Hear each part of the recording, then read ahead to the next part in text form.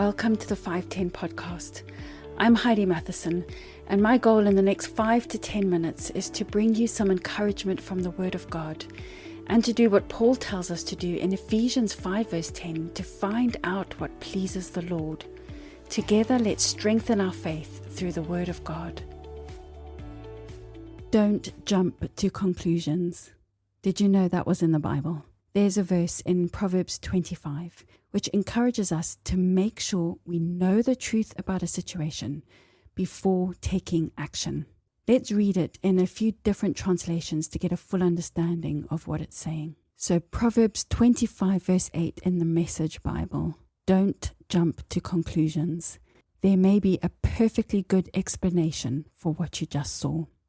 Then in the Contemporary English Version, be sure you are right before you sue someone, or you might lose your case and be embarrassed.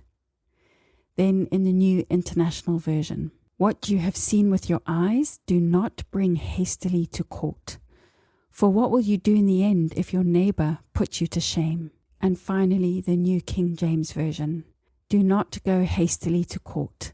For what will you do in the end when your neighbor has put you to shame?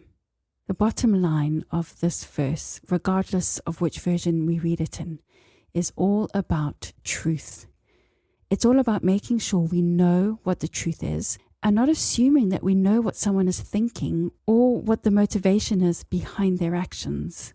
Without divine inspiration directly from the Lord, it is impossible for us to know someone else's thoughts or the inner motivations of someone else's heart.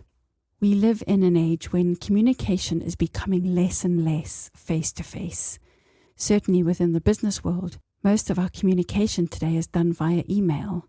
And within personal relationships, I don't think I'd be wrong if I said that the majority of our communication happens through text message or WhatsApp, or perhaps direct messages through social media platforms. It's not often that we see people's faces and hear their voices in our communication these days. And this can be dangerous because there are inflections in our voices and suggestions through our facial expressions that we miss through written messages, even with the use of emojis. If I'm not wearing my glasses when I send a text, I am in grave danger of sending the wrong emoji and therefore the wrong message. And this has been known to happen. I've sent emails out that have come across in the complete opposite attitude that I've intended. I've received text messages that have offended me when they were never intended to do so. And this verse is telling us to make sure we know the truth before we make assumptions that lead to bad choices that could adversely affect our relationships.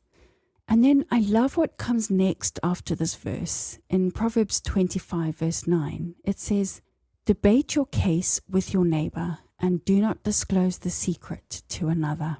So what these verses are saying is, if you see or hear something that makes you feel uncomfortable or confused, go directly to the person involved to find out the truth. Don't take the information behind their back and talk about it with anyone else until you know that you have your facts correct. You may be surprised by the outcome. It's not unusual for a misunderstanding to end up in a long-term dispute because the truth wasn't sought out. I've seen this happen within my own extended family and within my church family. And it can be very sad, very hurtful, and completely unnecessary. As Christians, the Bible encourages us in many places to be in unity, in harmony, to search out the truth. So let's look at some of these verses. Starting with Ephesians chapter 4, verses 1 to 3, it says, walk worthy of the calling with which you were called, with all lowliness and gentleness, with long-suffering, bearing with one another in love, endeavoring to keep the unity of the Spirit in the bond of peace. Just listen to the words used in this verse. Lowliness, which is humility. Gentleness, long-suffering, which is patience. Love, unity, peace.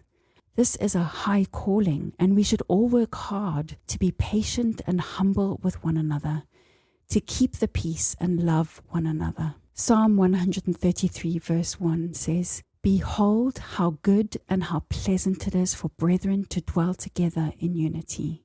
Now this is talking about the family of God. It's talking about unity within the body of believers.